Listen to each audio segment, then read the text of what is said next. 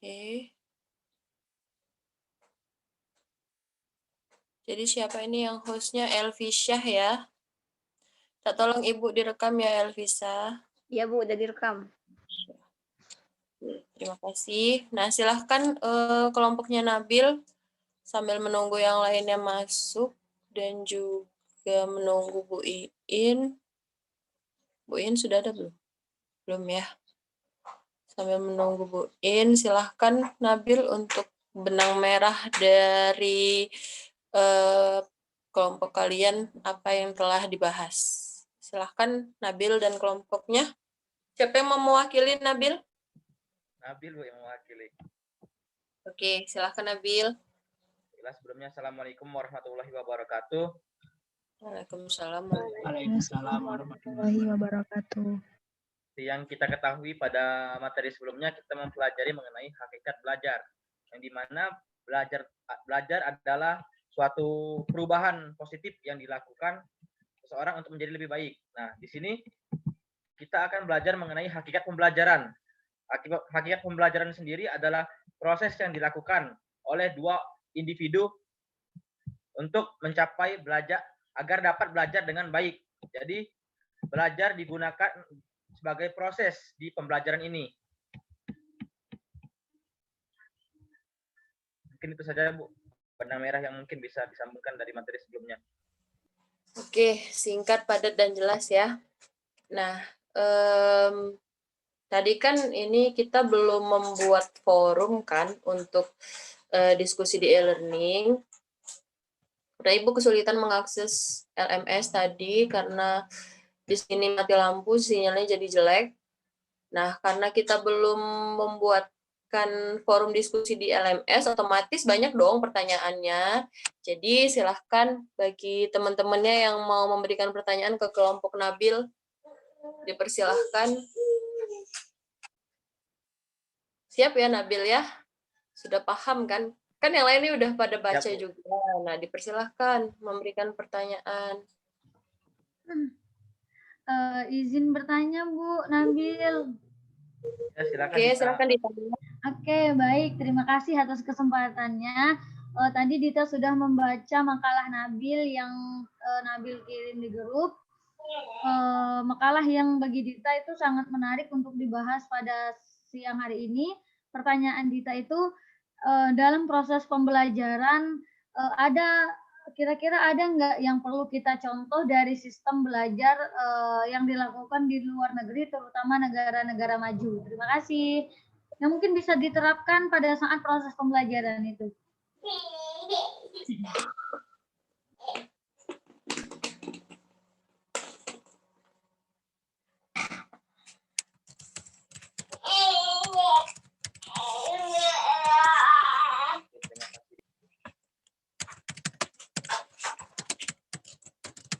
Nah, mungkin akan Nabil bacakan juga pertanyaan dari Grace Lia, yaitu seperti yang kita tahu saat ini kita belajar secara daring, di mana kegiatan belajar dilakukan di rumah, di mana guru tidak bisa menjelaskan materi secara langsung kepada siswa dan kendala lainnya seperti orang tua yang sibuk sehingga tidak bisa mendampingi anaknya.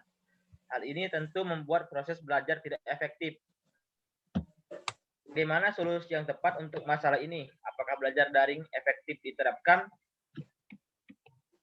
Terima kasih kepada Grace atas pertanyaannya. Mungkin satu pertanyaan lagi untuk sesi pertama ini. Izin nanya, Bil. Diam. Silakan. Maaf, izin nanya, Bil. Jadi tadi kan di makalah kalian tuh ada prinsip-prinsip dalam pembelajaran. Nah, salah satunya tuh ada prinsip sebentar.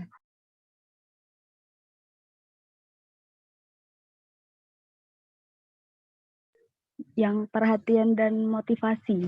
Nah, di situ kan ada keterangan tuh kalau kita tuh sebagai guru harus mendorong siswa untuk bisa bekerja sama. Nah, kadang kan prinsip kerjasama ini sering disalahgunakan oleh siswa.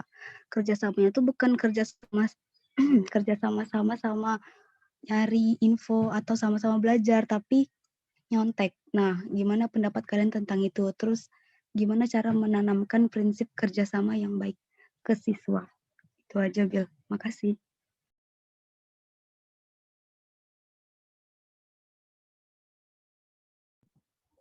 Terima kasih kepada Rida atas pertanyaan yang telah diberikan.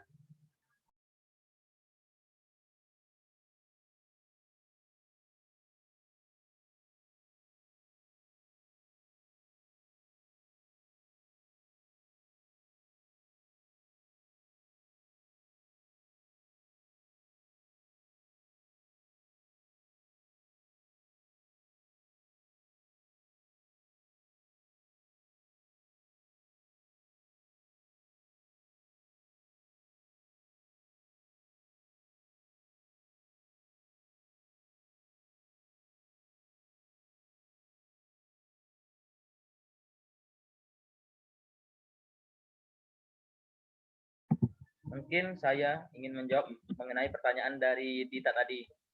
Dita bertanya mengenai apakah ada sistem pembelajaran di luar negeri yang bisa diterapkan oleh negara kita. Apakah seperti itu, Dita? Iya, Nabil. Kurang lebih. Oke. Kalau menurut pendapat saya sendiri, kan saya termasuk orang yang suka sistem kewarganegaraan dari Jepang itu sendiri. Nah, di Jepang itu untuk lembaga taman kanak-kanak, di situ siswa bukan diajarkan mengenai pembelajaran, namun diajarkan mengenai moral keseharian yang dilakukan oleh siswa, sehingga anak-anak di Jepang itu mandiri untuk pergi ke sekolah sendiri tanpa harus takut dengan bahaya yang akan mereka terima. Lalu pada saat sekolah dasar, lembaga pendidikan di Jepang juga mengkhususkan anak-anaknya bukan untuk mempelajari kayak itu ilmu pengetahuan sosial, pelajaran IPS atau pelajaran-pelajaran lainnya, melainkan mereka memfokuskan terhadap cara membaca, menghitung, dan juga mengenai keseharian kerjasama yang dapat dilakukan oleh sesama siswa. Jadi mereka kayak disuruh piket, kayak itu makan bersama. Jadi difokuskan untuk kerjasamanya sendiri. Barulah di SMP dan SMA mereka difokuskan dalam pembelajaran IPA dan IPS. Namun di SMP pembelajaran mengenai bahasa asing tidak diwajibkan di sekolahnya, sehingga siswa dapat memilih ingin mengikuti pembelajaran tersebut atau tidak. Mungkin dari teman-teman yang lain bisa menambahkan mengenai pertanyaan dari Dita tadi, jawaban mengenai pertanyaan Dita tadi.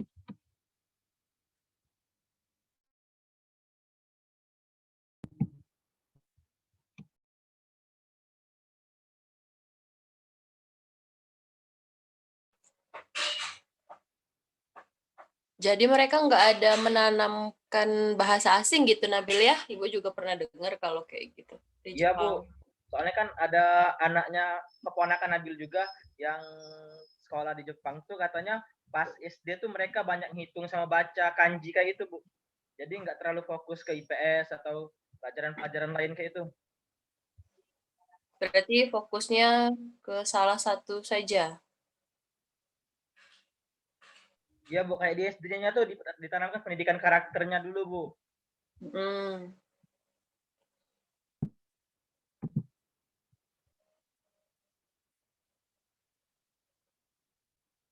Kalau tidak menanamkan bahasa asing itu menurut Nabil dan kelompok bagus atau tidak? Atau menurut yang lain bagus atau tidak?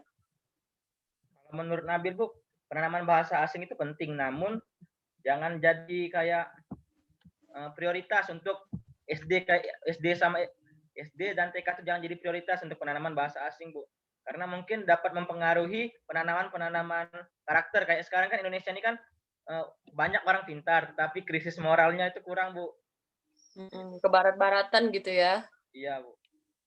Bukan bahasa asingnya yang melekat, justru gaya hidupnya sama karakter kebarat-baratannya yang lebih melekat gitu, Nabil ya. Iya, Bu. Oke, bagus. Ada yang mau menanggapi, Dita? Gimana, Dita? Jadi dalam proses pembelajarannya tuh cuma diutamakan pendidikan karakternya ya, Bil? Untuk anak SD. Kalau untuk yang SD dan TK, ya kayak pendidikan karakternya diutamakan. Tapi yang kayak umum kayak cara menghitung dan juga cara membaca kan, kalau di Indonesia membaca tuh termasuk hal yang lumrah kayak itu. Soalnya kita mempelajari hanya satu bahasa, yaitu bahasa alfabet. Namun kan di negara luar seperti di Jepang tuh mereka selain menggunakan alfabet juga menggunakan bahasa-bahasa lain seperti kanji, romanji, terus ada hiragana, kayak itu banyak bahasa yang harus mereka pelajari. Mungkin salah satu alasan mengapa Jepang mengutamakan pendidikan bahasa di sekolah dasar. Terus kalau untuk pendidikan menengahnya, Bil, apakah tetap difokuskan ke pendidikan karakter atau pendidikan yang berbasis pengetahuan lain? Kalau SMP Nabil kurang tahu, tapi kalau dari Nabil baca dan Nabil lihat, mereka mengutamakan pendidikan ya kayak ilmu pengetahuan biasa. Namun pendidikan untuk bahasa asing tuh mereka kurang. Jadi mereka tuh kebanyakan orang sana kurang memahami mengenai bahasa Inggris, sehingga kayak cara membaca juga lebih kurang dibandingkan Indonesia ini. Oh, oke. Baik, Bill. Terima kasih atas informasi terbarunya yang mungkin bisa kami serap infonya. Terima kasih. Silahkan kalau mau melanjutkan jawaban yang lain. Terima kasih. Oke, terima kasih ya Dita. Jadi bagus sekali jawaban Nabil tadi. Mungkin perlu diketahui juga banyak kalau misalnya kalian pingin apply beasiswa, misalnya nanti nih kalian lulus dari S1, pengen lanjut ke Jepang gitu ya Nabil ya, Dita. Kebanyakan di Jepang itu karena tadi seperti yang Nabil kemukakan dan juga dari pengalaman Ibu membaca segala macamnya, mereka itu malah tidak mengutamakan bahasa Inggris. Jadi kalian justru malah disuruh kursus bahasa Jepang terlebih dahulu, nanti baru bisa kalian ikut perkuliahan di Jepang. Jadi untuk skor TOEFL dan juga IELTS di Jepang itu tidak menjadi patokan. Banyak teman Ibu mendapatkan beasiswa di Jepang itu mereka bukan berdasarkan skor TOEFL dan juga IELTS-nya. Oke, seperti itu ya. Silahkan dilanjutkan, Nabil.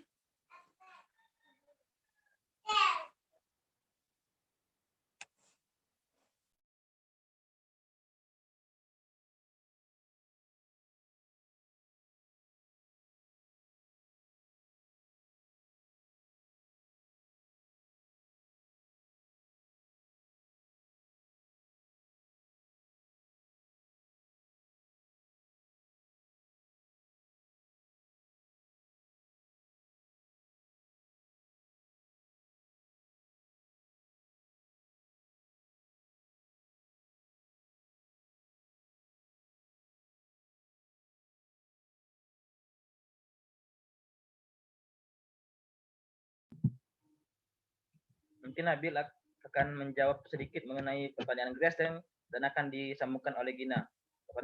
Nabil ulangi pertanyaan Grace itu yaitu seperti yang kita tahu saat ini kita belajar secara daring, di mana kegiatan belajar dilakukan di rumah, di mana guru tidak dapat menjelaskan materi secara langsung kepada siswa. Kendala lainnya seperti orang tua yang sibuk sehingga tidak dapat mendampingi anaknya. Hal ini tentu membuat proses belajar tidak efektif. Bagaimana solusi yang tepat untuk masalah ini? Apakah belajar daring efektif diterapkan? Nah, menurut Nabil, belajar daring kurang efektif diterapkan. Namun, seperti yang kita tahu ada beberapa solusi yang dapat kita lakukan untuk menghindari yang namanya kayak siswa malas atau semacamnya. Yang pertama tentu memberikan tugas. Namun tugas di sini bukan tugas latihan biasa, namun kayak membantu siswa, kayak disuruh siswa merekam kan apa kayak pembuktian dari suatu rumus, misalkan siswa disuruh pembuktian keliling kubus, misalkan pembuktian keliling kubus, siswa disuruh mengelilingi suatu tempat dari misalkan 3 meter 3 meter 3 meter, lalu kan siswa kan disuruh menghitung total dari kelilingnya, sehingga kan siswa bakal tahu, oh keliling kubus nih ternyata pertambahan dari semua sisi-sisinya kayak itu. Jadi guru mungkin bisa menerapkan media-media lain, bukan hanya memberikan tugas lalu dikumpul, itu kan kurang efektif. Membuat siswa juga malas mengerjakan tugas terus-menerus. Mungkin Gina bisa menambahkan.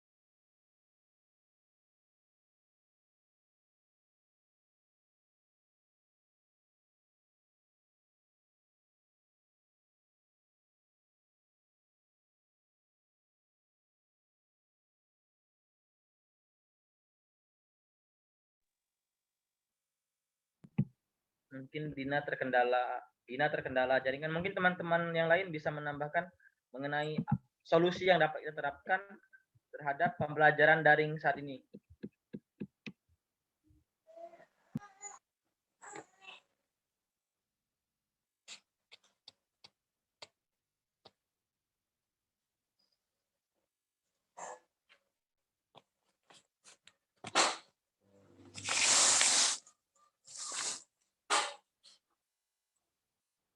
Oke, Ibu baru melihat. Assalamualaikum Bu Iin.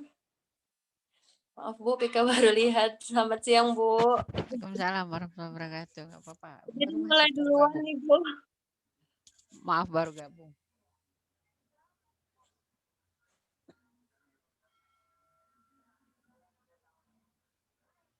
Oke, Nabil boleh dilanjutkan? Nih ada Bu In juga sudah ada. Baik, Bu. Teman-teman yang lain selain Gina yang mau membantu? Mungkin itu kelompok memberi contoh juga bisa memberikan contoh terkait Ya, pembelajaran kan daring ada yang baik. kelompok pemberi contoh, kelompok pendukung. Kelompok pendukung mana nih? Boleh didukung kelompoknya Nabil.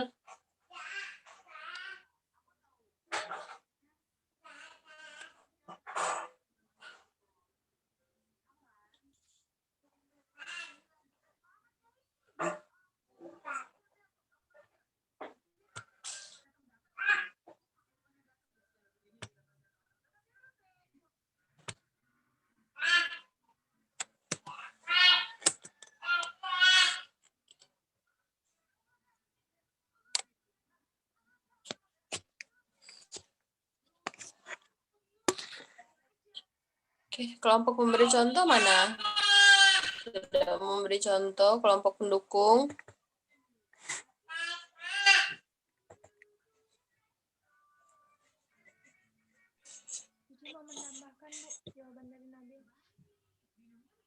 Gimana? Nggak kedengaran siapa tuh?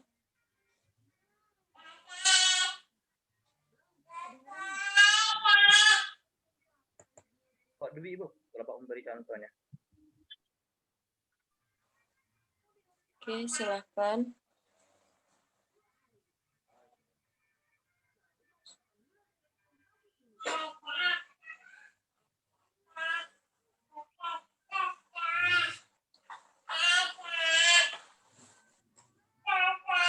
Kalau tidak ada yang mau menambahkan dari penanya, gimana Grace?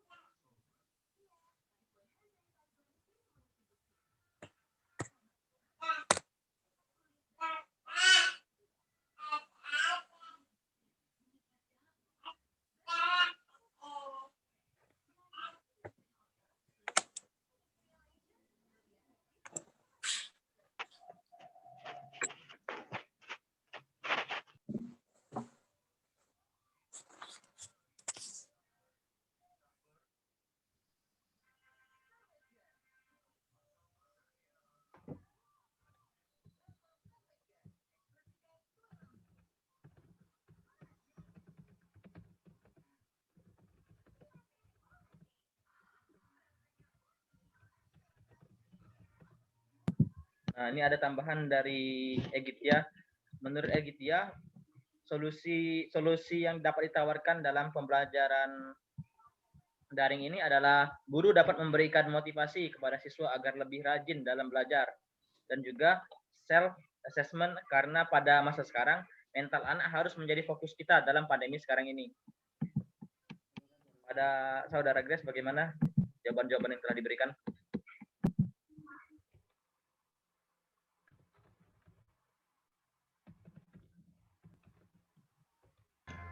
Terus juga kalau sekarang yang aku tahu di daerah-daerah sini anak-anak SD atau SMP yang pernah cerita, mereka itu selama pandemi nggak pernah Zoom. Jadi mereka itu cuma kayak dapat soal dari guru-guru mereka, terus mereka kerjakan, habis itu kumpul lewat WA. Kalau untuk UTS UAS baru mereka datang ke kelas, ke sekolahnya dengan beberapa orang pakai shift gitu, baru mereka UAS atau UTS. Tapi kalau misalkan sehari-hari nggak ada Zoom, cuma tugas.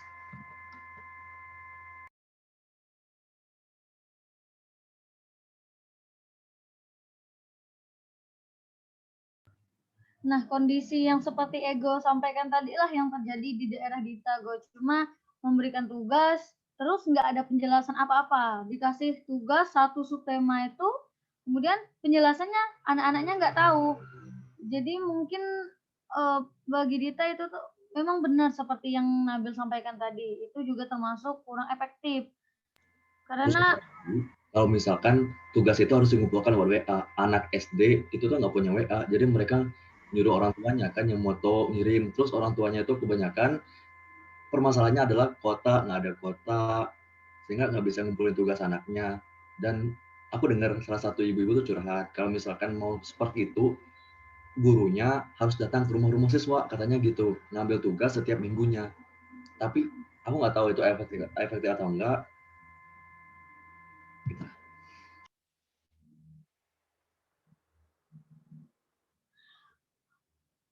mungkin itu Go. Kalau orang tuanya yang paham teknologi sih mungkin iya.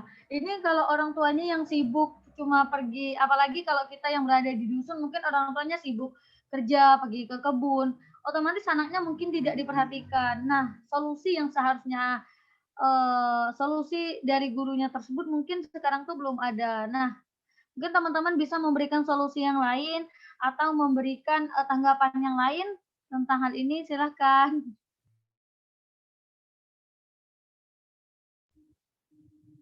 Seperti yang kata Igo tadi kan, kalau nyatanya di Indonesia ini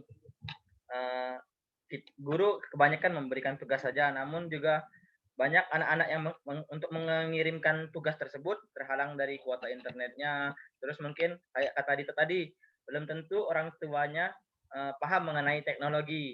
Nah, ada beberapa sekolah yang menawarkan untuk anak muridnya yang tidak memiliki kuota internet atau tidak memiliki HP untuk melaksanakan pembelajaran secara online ini untuk datang ke sekolah dengan memenuhi prosedur yang telah diterapkan oleh pemerintah, yaitu memakai masker, tidak lupa mencuci tangan.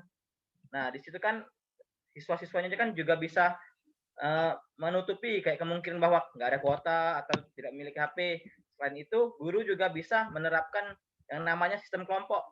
Nah, sistem kelompok ini lebih kayak dibagi kayak itu. Misalkan ada ya, dalam satu kelas ada terdapat 40 siswa, dibagi menjadi 5 orang per kelompok. Nah, dalam 5 orang tersebut dibebaskan kapan untuk bertatap wajah dengan gurunya lewat Zoom kayak itu. Jadi satu kelompok misalkan mereka ada waktu luang pada malam hari jam 7 malam, bisa di chat gurunya untuk lewat Zoom bareng kayak itu. Presentasi mengenai apa yang mereka tahu tentang pelajaran tersebut. Nah, selain itu juga bisa juga lewat WA group. Misalkan ada HP, kalau yang tidak punya HP kan bisa ke sekolah langsung menanyakan kepada gurunya. Kan guru kan juga sekarang diwajibkan datang ke sekolah walaupun dibeda-bedakan jam tugasnya. Seperti orang tua saya yang datang ke sekolah 2 hari dalam seminggu. Itu kan bisa memberikan kesempatan kepada teman-teman siswa yang tidak memiliki HP untuk datang mengenai materi apa sih yang tidak dipahami, langsung bertanya kepada guru yang tepat. Kan guru di sekolah dalam suatu mata pelajaran kan bukan cuma satu, misalkan biologi. Biologi kan mungkin ada 4-5 guru yang bisa ditanyai mengenai materi yang masih bingung kayak itu. Jadi kalaupun tidak memiliki kuota internet, bukan menjadi suatu alasan bagi siswa tersebut untuk tidak belajar kayak itu. Mungkin itu solusi yang bisa dilakukan.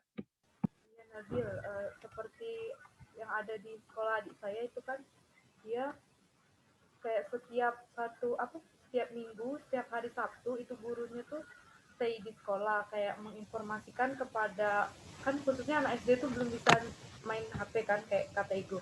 Jadi setiap orang tuanya tuh diinformasikan kalau misalkan anak-anaknya ingin mempertanyakan materi yang kurang jelas itu silakan untuk ke sekolah. Dan setiap hari Sabtu itu setiap orang tua itu mengumpulkan tugas anaknya yang telah diberikan dari hari Senin sampai Jumat itu. Jadi tugas itu diberikan secara online tapi tetap dikumpulkan gitu. Jadi siswa tuh selalu mengerjakan kayak gitu. Terima kasih atas tambahannya, Diva.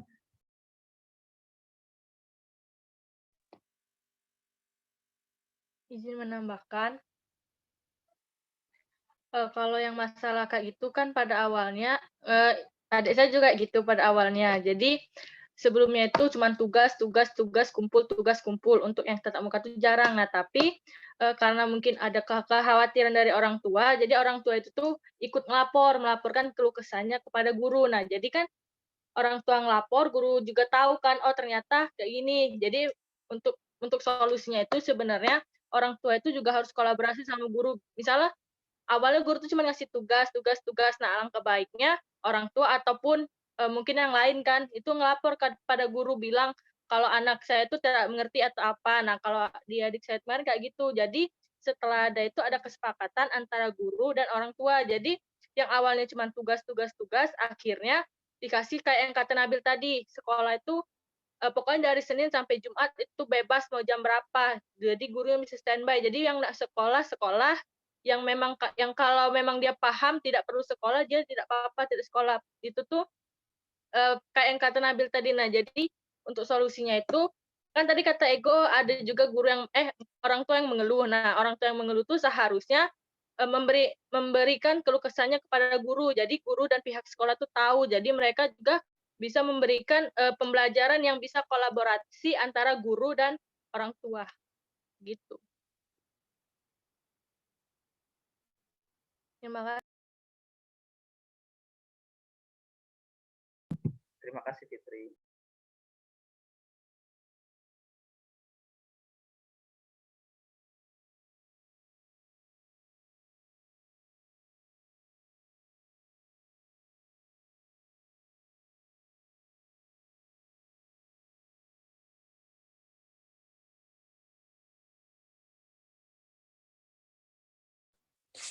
Oke, terima kasih atas semua jawaban-jawaban yang telah diberikan.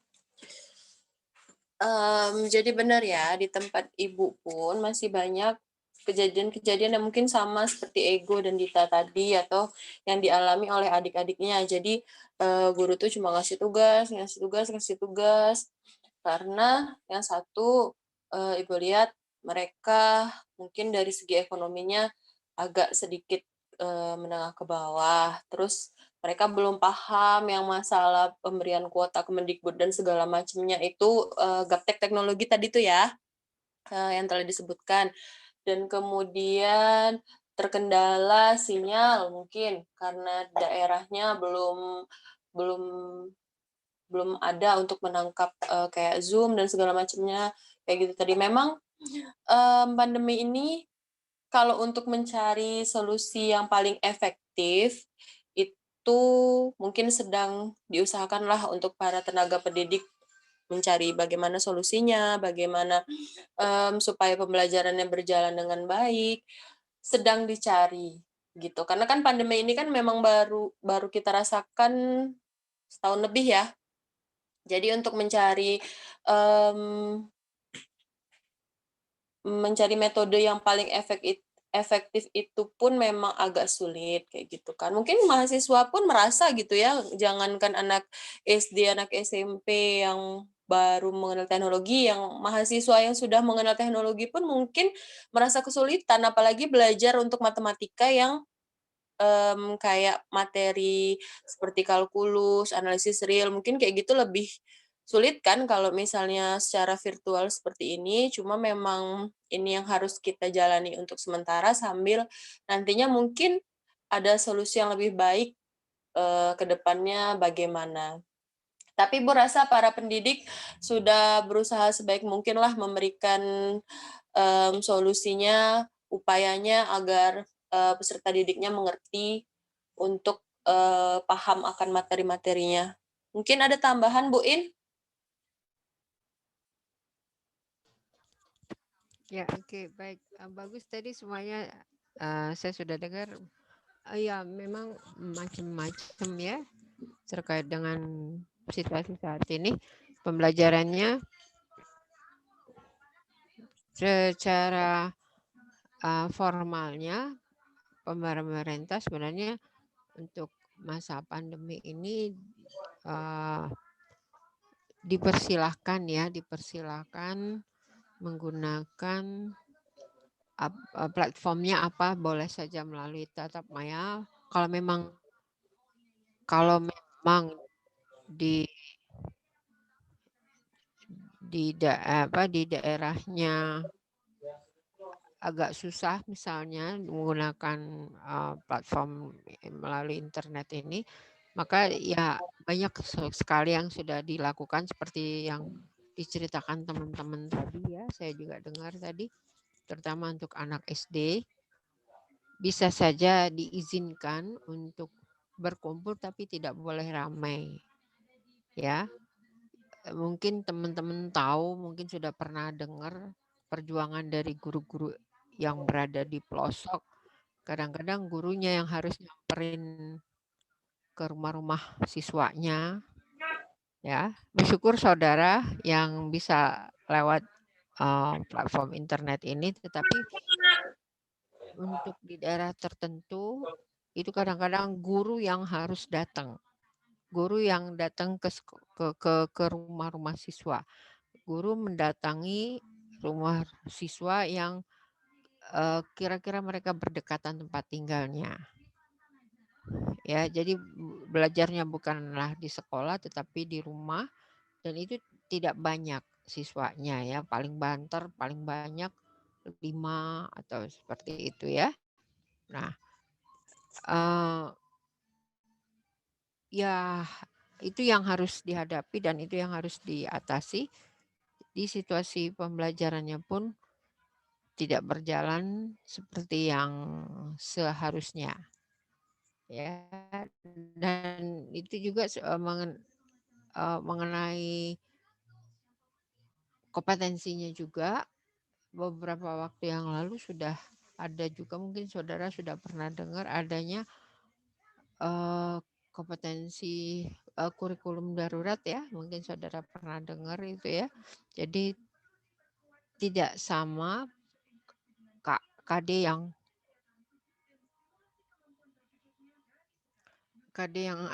bukan KD ya, KD yang harus dicapai mungkin tidak sama dengan pada saat situasi yang normal ya. Nah, jadi pelaksanaan pembelajarannya dalam masa pandemi ini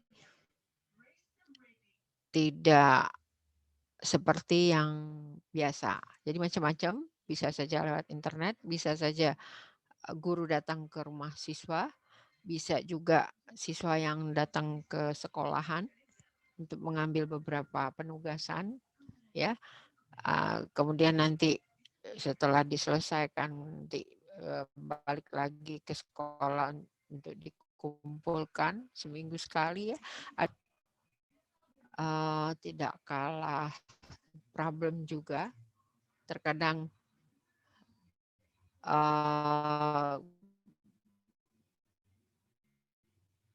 orang tua mendapatkan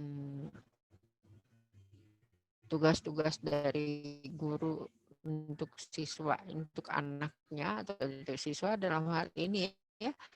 Kemudian nanti di menjelang akhir pekan di hari Sabtu misalnya tugasnya dikumpul. Nanti Senin begitu lagi, Senin Selasa begitu lagi kumpul. Nah, banyak sekali yang diusahakan agar pembelajaran tetap berlangsung ya, semua materi yang membuat sama dengan dalam situasi normal di kelas. Jadi bagaimana caranya tugas yang diberikan merupakan penyampaian materi. Nah, itu tantangan tersendiri buat gurunya. Itu saja kira-kira Bu Vika. Ya, terima kasih Bu In. Jadi pastinya baik dimanapun tempatnya dan situasinya, pasti pendidik berusaha memberikan yang terbaik Bu ya untuk siswa-siswinya, karena mereka mempunyai tadi tanggung jawab, merasa kalau misalnya tidak tersampaikan materinya pasti merasa ada sesuatu yang mengganjal gitu atau berdosa. Oke, bagus sekali diskusi kita mengenai ini ya, situasi sekarang dan juga daring. Terima kasih Nabil dan juga yang lainnya. Lanjut pertanyaan berikutnya mungkin Bu In ya. Oke. Nabil. Baik Bu. Nah, ada pertanyaan dari Rifda, yaitu kan seperti yang kita ketahui ada salah satu prinsip khusus pembelajaran yaitu prinsip perhatian dan moral. Di situ dijelaskan bahwa siswa harus senantiasa didorong untuk bekerja sama dan berusaha dalam belajar. Nah, tapi siswa salah mengartikan kata bekerja sama di sini, yaitu jika memberikan contekan itu bekerja sama. Lalu bagaimana kita sebagai guru memandang hal tersebut? Apakah benar Ibda pertanyaan seperti itu? Iya, benar, Bil. Oke. Menurut pengalaman dari saya sendiri, siswa bukan salah mengartikan kata kerjasama, tapi lebih ke solidaritas. Karena menurut pengalaman saya, jika kita sebagai orang yang paham mengenai materi tersebut tidak membagikan jawaban mengenai materi yang ditugaskan, mungkin kita dapat dimusuhi dalam kelompok belajar kita, yaitu. Jadi menurut saya siswa itu bukan mengatakan kerjasama di sini, kerjasama yang dimotivasi oleh guru sebagai saling membantu dalam mencontek, tetapi memang mau dibuat siswa sebagai alasan agar perbuatan yang dilakukan itu dibenarkan oleh guru tersebut. Lalu bagaimana kita mengatasi hal-hal tersebut? Seperti yang pernah dilakukan oleh salah satu guru SMA saya, dia memberikan latihan kepada siswa dengan soal yang berbeda-beda, namun dengan jumlah yang sedikit. Misalkan dalam soal matriks, saya pernah diberikan tugas hanya 2 soal, namun dari seluruh siswa di kelas tidak ada soal yang sama, sehingga teman saya terpaksa untuk belajar mengenai materi tersebut, walaupun hanya dengan mengganti-ganti angka saja. Misalkan saya setelah menjawabnya, oh diganti angkanya ke sini, jadi kan secara tak langsung siswa tersebut juga bekerja sama, walaupun hanya mengganti angka-angka yang ada pada materi tersebut.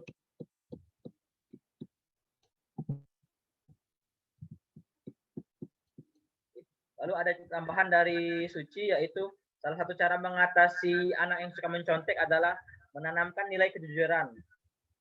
Berikanlah penjelasan bahwa nilai akademis bukan satu-satunya penentu pemilihan masa depan.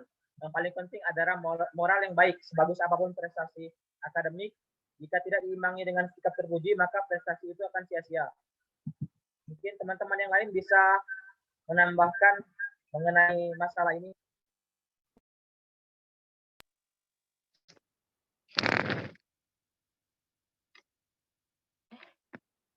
Izin menambahkan, Nabil. Jadi kalau untuk yang mencontek atau misalnya kayak mengerjakan tugas, nah kalau di sekolah saya itu untuk tugasnya itu sama, tapi misalnya kita dikasih tugas nih hari ini, dikumpulnya besok. Nah sebelum mata pelajaran itu tuh dimulai, pagi-paginya itu semua buku para siswa itu sudah dikumpul. Lalu pas saat pengkoreksian itu nanti kan bukunya diacak. Terus untuk melihat apakah siswa itu tuh benar-benar dia bekerja samanya tuh bekerja sama yang belajar bareng atau dia mencontek. Jadi waktu saat pengoreksian itu bukunya tadi kan udah diacak. Nah, para siswanya itu maju secara random. Jadi guru tuh bisa ngelihat, oh anak ini dia mencontek, oh anak ini dia itu dia emang bekerja sama tapi bekerja samanya itu belajar. Jadi kayak itu tuh bisa meminimalisir para siswa tuh cuman aku nak nyontek bae jingok jawaban orang kayak gitu, nah cuman jingok bae tidak belajar. Nah, jadi untuk meminimalisirnya itu bisa kayak gitu. Itu dengan cara pas mengoreksinya itu random, pesertanya itu disuruh maju ke depan mengerjakan soal dari tugas itu. Jadi kan kita bisa lihat tuh yang ini yang bisa sekalian juga kita bisa mengukur kemampuan dari anak itu. Gitu. Terima kasih. Nah, Fitri izin bertanya, untuk yang maju ke depannya itu seluruh siswa kah atau hanya beberapa siswa sebagai sampel saja, Fit? Biasanya kalau kami itu misalnya 10 soal ya, 10 soal itu tuh nanti di random. Jadi orang itu tidak tahu siapa yang maju sekarang, siapa yang maju nomor ini, biasanya dari soal itu. Jadi random. Beberapa orang yang diacak oleh gurunya itu. Jadi gurunya misalnya saya Dita kamu kerjakan nomor 1, Weni kamu kerjakan nomor 2. Jadi kayak benar-benar random. Jadi semua orang tuh tidak merasa menunggu dan menghafal jawaban gitu. Nah, jadi siap ataupun tidak siap, dia harus bisa mempertanggungjawabkan apa yang dia tulis di PR itu. Makasih, Fit. Iya.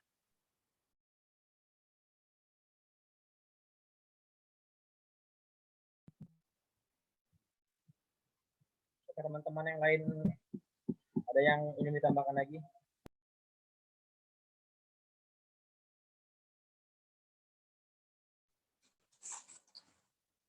Jadi kalau yang Fitri bilang tadi, walaupun nyontek gitu, tapi tetap mereka memahami apa yang mereka tulis gitu, Fit ya, intinya. Iya, Bu. Jadi nyontek bekerja sama itu bukan cuma nyalin jawaban, tapi juga ikut memahami. Ada tambahan nggak dari yang lain?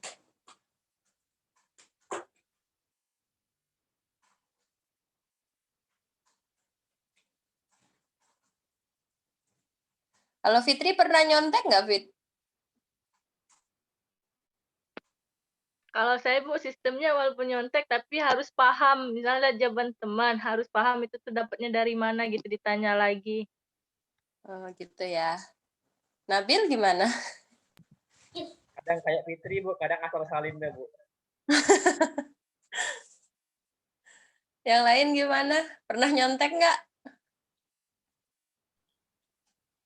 Atau Pernah. kalau lagi ulangan, pernah buka buku nggak? Di laci meja gitu?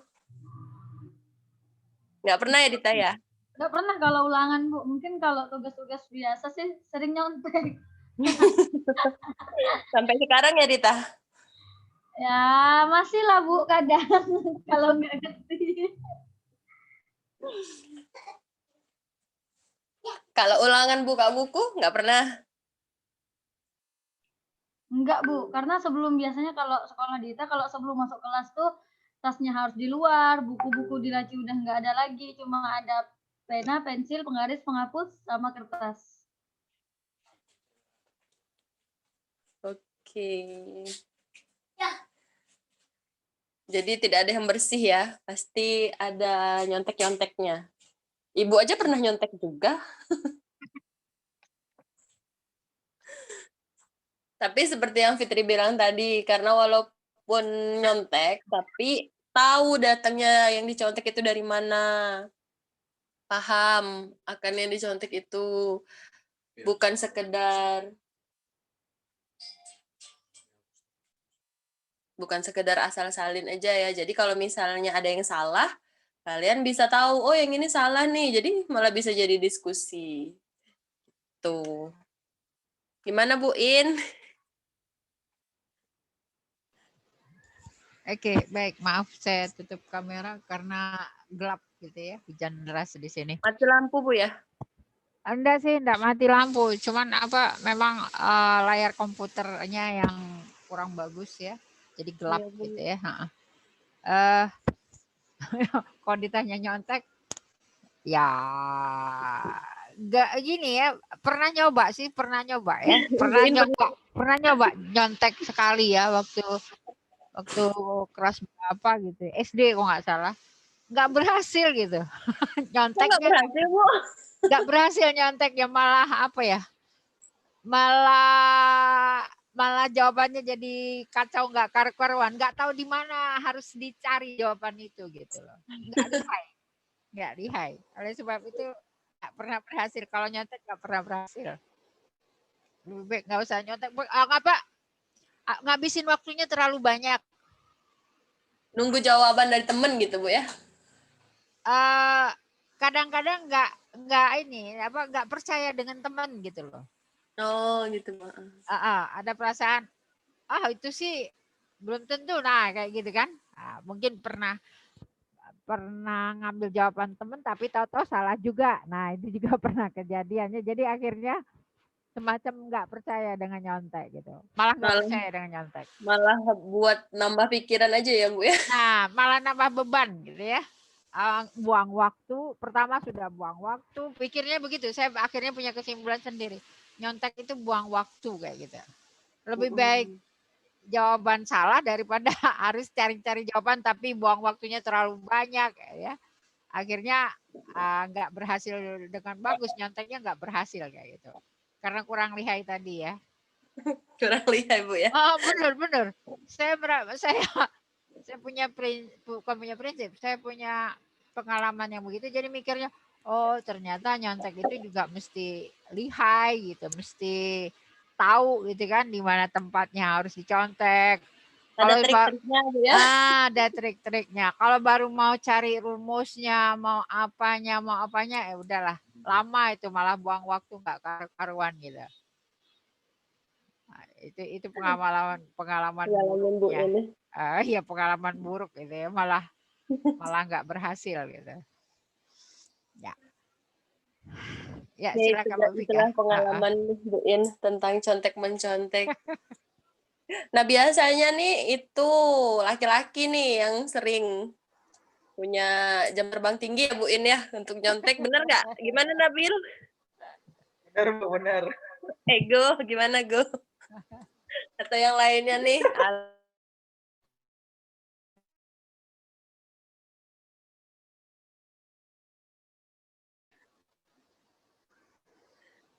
Go sering nyontek Go? Aku memberikan contekannya Bu ya.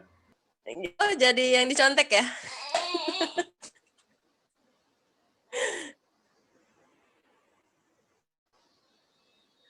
Oke, jadi semuanya tuh pasti punya pengalaman contek-mencontek, buka buku, waktu ulangan. Mungkin kan itu nyontek juga kan ya, tapi nyonteknya bukan dari temen, nyonteknya dari buku. Mencari jawaban. Cuman seperti yang Bu In bilang tadi, kalau misalnya mencontek itu buang-buang waktu sih dari pengalaman yang Ibu lihat dari teman-teman Ibu. Kalau misalnya kayak Ibu bilang tadi, misalnya ulangan nih mereka buka buku. Ya buku mereka tuh malah membuang-buang waktu mencari di halaman berapa tadi baca kayak gitu, cari terus mana itu belum lagi kalau yang Vika lihat tuh Bu, mereka tuh kayak ketakutan tapi sambil mencoba mencari jawaban kayak gitu. Jadi Iya. tidak efektif. Iya benar. Jadi malah kacau sendiri ulangannya tuh, kacau sendiri apa yang harusnya mereka kerjakan. Malah mungkin seharusnya kalau misalnya mereka ingat-ingat lagi, mungkin mereka bisa jawab. Cuma karena tadi sudah buka buku aja malah timbul tadi mungkin deg-degan atau gimana, jadi malah konsentrasinya tuh terpecah belah. Ya. Tuh dalam contek-mencontek. Tapi kalau yang Fitri bilang tadi mungkin contek dalam hal kerjasama gitu ya. Kalau menurut Ibu sih bagusnya kerjasama itu misalnya kalian diberikan tugas, nah ngerjainnya tuh sama-sama tapi bukan satu hari itu terus dipahami kayak gitu, itu juga kasihan orang yang mencari jawaban baru dipahami kayak gitu kan. Jadi kalau misalnya ada tugas lebih baiknya itu kerjasamanya itu sama-sama mencari jawaban, berdiskusi, membuat forum. Kalau misalnya sekarang bisa secara langsung ketemu kan, buat tuh Zoom secara virtual, diskusi bahas, soal kalkulus ini, integral ini kayak gini-gini, bahas kan gitu secara bersama-sama menemukan jawaban. Ibu rasa lebih baik daripada menyalin jawaban teman kemudian dipahami. Itu ya saran dari Ibu. Itu Bu In ya. Lebih baiknya begitu. Oke. Kita gimana tadi siapa tadi yang nanya masalah contek-mencontek ini? Ya, gimana? Rifda ya? Iya, Bu. Bisa dipahami, Bu. Rifda pernah nyontek nggak? Nyontek, tapi kerjasama sering, Bu. Kerjasamanya misal ada tugas kan, misalnya ada soal, terus kerjasama sama teman yang benar-benar dipercaya, benar-benar aku yakin kau bisa ngerjain itu. Jadi nanti kau yang nomor 1, aku yang nomor 2 kayak itu, Bu. Oh, bagi-bagi soal gitu ya? Iya.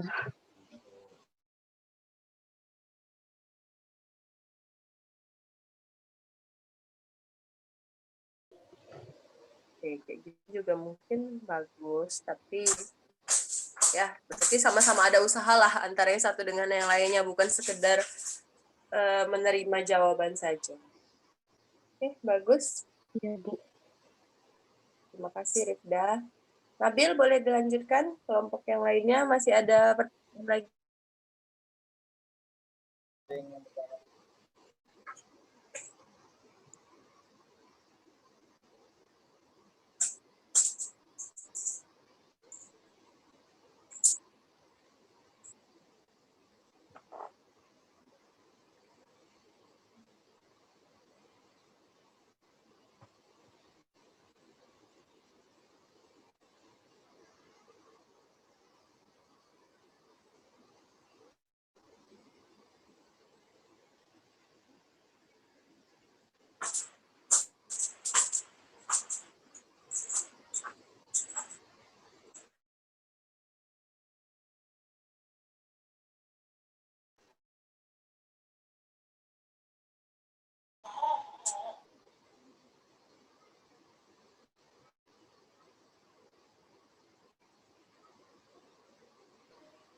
Tidak ada yang mau bertanya lagi ya terkait hakikat pembelajaran pada kelompok Nabil?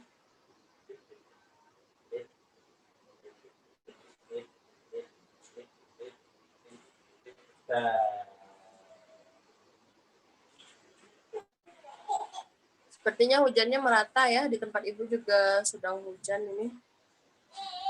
Jangan lebat ya. Iya, Bu. Mungkin ada tambahan dari Bu In kalau misalnya tidak ada yang mau bertanya lagi nih sepertinya Bu In. Oke, kalau sudah nggak ada lagi yang jelas, tolong dibedakan antara belajar dengan pembelajaran ya. Itu tolong dibedakan ya. Silakan nanti dicari nanti apa belajar bedanya di mana gitu ya. Itu yang perlu ditegaskan. Nah, itu saja Bu Fika. Ya, terima kasih Bu In. Oke, Jadi baik. Jelaskan dari Bu In ya. Jadi kalian harus tahu definisi belajar itu kemarin mungkin sudah diungkapkan Ya. oleh kelompok itu apa. Kemudian tadi juga Nabil sudah mengemukakan pembelajaran itu. Banyak pertanyaan-pertanyaan tadi mengenai pembelajaran di masa sekarang ini seperti apa, itu sudah mencukupi ya dari hakikat pembelajaran yang harusnya dibahas kita pada siang hari ini. Ya. Oke. Apa masih ada yang mau ditanyakan? Kalau tidak ada mungkin tinggal 12 menit lagi sih Bu. Nggak apa-apa, diakhiri aja, nggak apa-apa Mbak Fika. Diakhiri Bu ya. Iya, diakhiri aja.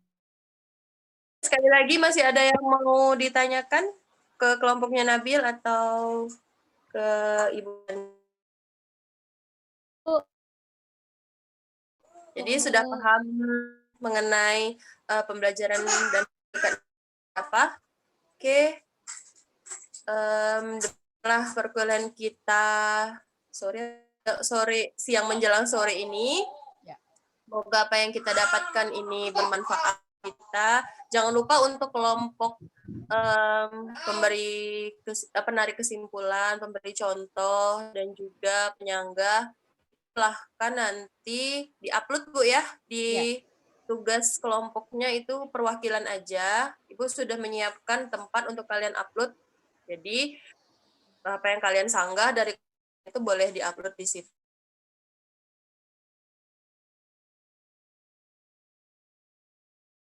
Pertanyaannya dari kelompok penanya, silahkan diuploadkan di sana. Wadahnya sudah Ibu buat.